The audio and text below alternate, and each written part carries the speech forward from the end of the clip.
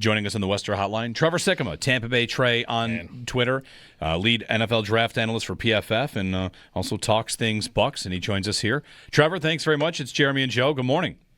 Yeah, appreciate it, guys. Always appreciate you guys having me on. Joe, you made a sound over there. Just the 43 in rain. I mean, 43. Are we going to get a real football game if it's windy, too, on top of that? Trevor, I feel like snow games always get all the love for, well, now if it's just running the ball, and if it's just gross pouring rain and 40 degrees, that might kill the game, too. Yeah, that's tough. I think it was Mike Golick Jr. who once was going after the real football weather crowd, where it's like miserable conditions, and people always say like, this is real football, and I think it was Gojo who was like, no, real football is 73 degrees on a sunny day where we can all enjoy the game and play it the way that we want to. That is real football. We don't have to glorify terrible weather games.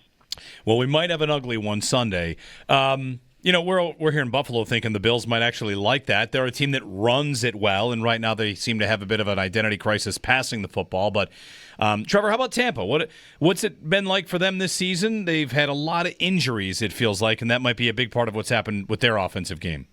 Yeah, totally, and that's why, we're – whatever it is, 11 weeks into the season now, and it's hard to really have an identity outside of just, hey, if it's a really good Baker Mayfield game, they're going to be able to move the ball down the field. But other than that, we're really not sure, because certainly the injuries to Mike Evans, yes, they have a lot of receivers in theory that they could throw the ball to, and even kind of still do, which I'll talk about here in a second. But he's the identity. Like, he is the number one wide receiver for a reason. So without him, to the point of your question, the identity goes away a little bit. You're not building the offensive passing game plan around Mike Evans and then how to complement it. Instead, you're trying to supplement it and really, honestly, go in a different direction, because Mike Evans is a rare type of a wide receiver where you can't just plug somebody else in to do exactly what Mike does. So it's been a little bit of an adjustment there.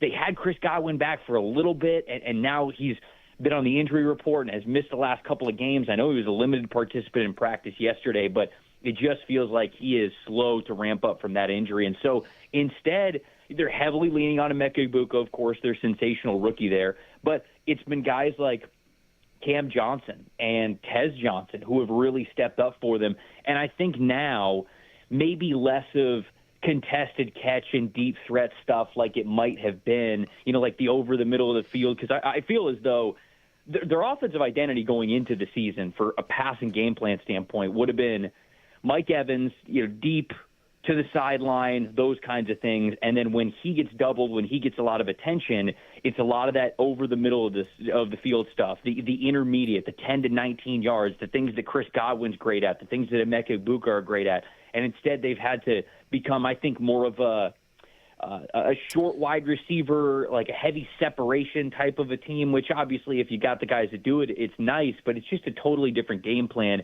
in the passing game that they have had to operate towards. And then, of course, Bucky Irving not being in the lineup as well. Like, they're fully confident in Rachaad White and Sean Tucker to be able to pick up the load, and I think that they have in certain ways, but there's no doubt about it that Bucky is the most dynamic back that they have, the most explosive back that they have, and he was back to practice on Wednesday as well, so we'll have to see what his status is for the game. But like you guys mentioned, if it's a heavy weather game and you're going to be wanting to run the football, it becomes paramount that Bucky Irving plays in this game if Tampa wants to go into Buffalo and get a win. I saw a stat on Bucky Irving that last season he had the highest forced missed tackle rate in the league since 2016. Mm-hmm. Like, he is a wizard when it comes to getting teams to miss, and the Bills have a problem tackling sometimes. Like, they have missed a lot of tackles this season. What was the injury for him, Trevor? And if he's not back this week, limited in practice means, like, the good news is he should be back soon. Like, he's trending in the right direction. Yeah, it was a foot injury for him, but he was also, I know he's dealt with a shoulder injury as well, and so like it's been a couple of things for him that he's been having to work through this season, but it's mainly been that foot injury. He was in a boot a couple of weeks ago, and so of course, like, anytime you're talking about a running back and you got a foot injury, you got to be careful with it, and you got to make sure that they're ready and they're good to go. Now, the quote that I read yesterday from Baker Mayfield is Baker was like having to slow Bucky down a little bit yesterday in practice. He was like, hey, man, we need you to make it to Sunday. Like, don't go out here, and I know you're excited to get back out on the field. And so it feels like he's trending towards playing in this game, but you guys mentioned it. It's paramount for him to be out there for the reason of the Bills have kind of struggled a little bit when it comes to defending the run, and at the linebacker level, they've definitely struggled. And when you talk about those missed tackles forced, it often is those guys in the hole at the linebacker level. Safeties coming down, guys whoever's playing in space.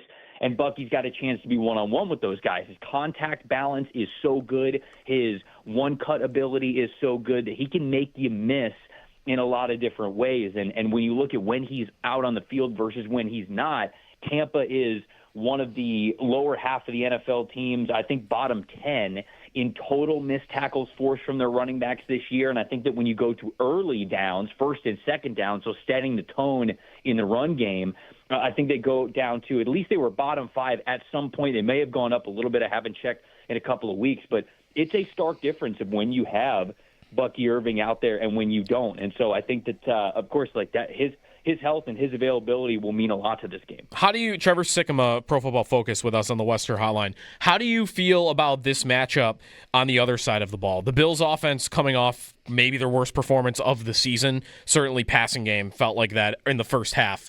And Tampa's defense, I don't know, it's been up and down is maybe a way to put it for this year. If we don't get a game where it's rained out basically and it's more running the ball, do you feel like the Bills could struggle again to find separation against this defense? Yeah, I mean, to be honest with you, the number that stands out, and I know this is like a coaching cliche type of a thing, but they can't turn the ball over.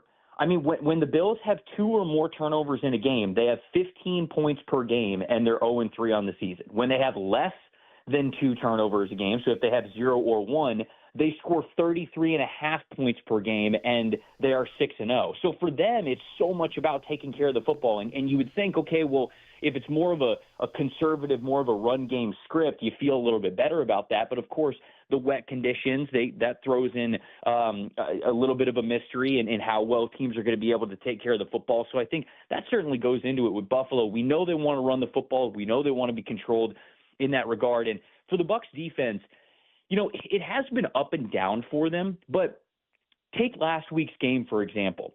I think that when you look at the stats as a whole, you would say, man, kind of like you guys just mentioned, like an up and down day. They're hot and cold. They had it and they didn't. But in reality, the Bucs gave up 3 or 4 big plays last week against New England Patriots, and that's it. Like the rest of the time, most of that game, Drake May struggled. Todd Bowles really had a one leg up on the chess match against him and Josh McDaniel. I think Todd Bowles got the better of them in that matchup. Even in the run game, it felt like that was very stagnant for the Patriots. The thing was, they had a massive throw and long yards after catch play with Kyle Williams that ended up going for whatever it was, a 72-yard touchdown. And then you had those 2 massive Travion Henderson runs that ended up turning into points for him. So it's been the big plays that have been the issue for this Buccaneers team. I think on a play-by-play basis, they are actually a pretty solid defense, but they've just given up too many big plays. I think throughout the course of the season, and of course last week, which was a big result in their loss there from the Patriots, that's kind of how I would view this defense. They are capable of really clamping down on offenses, but can they avoid giving up those big explosive plays? I think that's going to tell the tale of this game. I really do. Trevor Sikkema on the Western Hotline. Trevor, before I let you go, off the top of your head, just a random request here. Can you think of maybe a outside wide receiver, good separation, good speed that would be available in the draft somewhere between 23 and 32? Well, I saw you and Connor Rogers already did. Have you already done 2 mock drafts on NFL Stock Exchange? We've done, yeah. We're starting to get into the mock madness with either the first round mocks or even the team-centric mocks. Yes. All right. So outside wide receiver. Does anybody fit that bill? Outside, separator, speed, like 23 to 32.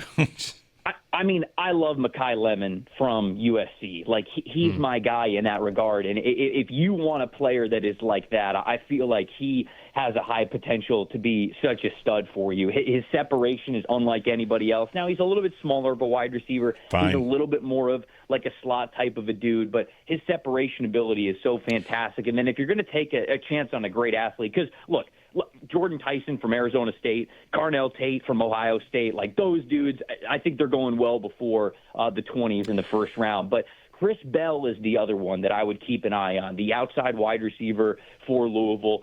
He's not as crisp in his routes, but he's still a younger prospect. But my goodness, the athletic potential that this guy has, weighing 225 pounds, dudes just don't move like that. He's unbelievably explosive, and if you get him with a good wide receiver coach, it does feel like he can be a field stretcher for you. He can be somebody who creates that separation after the catch with the explosiveness that he has. So those two guys, we'll look for Mekhi Lemon from USC and Chris Bell, the wide receiver from Louisville. Those are the first two that pop into my head. One quick follow-up on Lemon, if I could. Like, I think Bills fans, when we enter this process, we're going to be walking away from landmines potentially. Again, they could win the Super Bowl if they get their offense back on track, whatever. But you say Lemon, like, incredible separators, more of a slot guy. Like, a name that pops up to me thinking back to a couple of years ago is like Ladd McConkey was said to be a little small. Maybe he's a slot guy. In the NFL, he doesn't have to be. So how do you square Lemon like that? Is it a similar profile, or is he more primary slot, you think?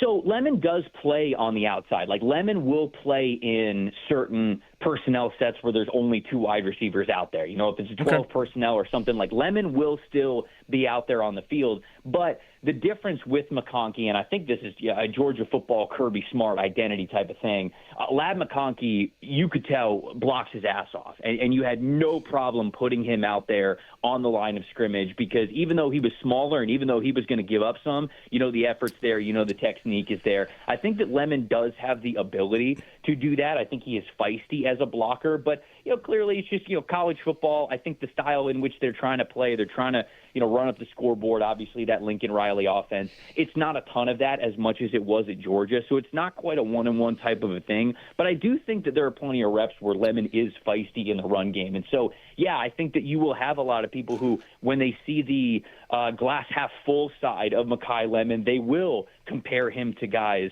like a Ladd McConkey or these shorter, smaller wide receivers who are still difference makers that you could play on a down in and down out basis. All right, I'm watching some Chris Bell right now too. You are right. This guy, he runs away from people at that size. It's nuts. So yes, he's crazy. All right, Trevor, thanks. Appreciate it, guys. Anytime. Trevor Sikkema at Tampa Bay Trey on Twitter, lead NFL draft analyst for PFF and all things Bucs as well. Two things. One, the Ladd McConkey report, like, just single tear down the face, huh? Just right there. Right there. And then two, anyone else feel alive right there? I just really feel like... Stretching out some muscles you've been using a while. That train horn. I feel like electricity coursing through me. Yeah. It will be a lot more fun to go in on all that stuff if they have won the Super Bowl. Actually, it will be less fun.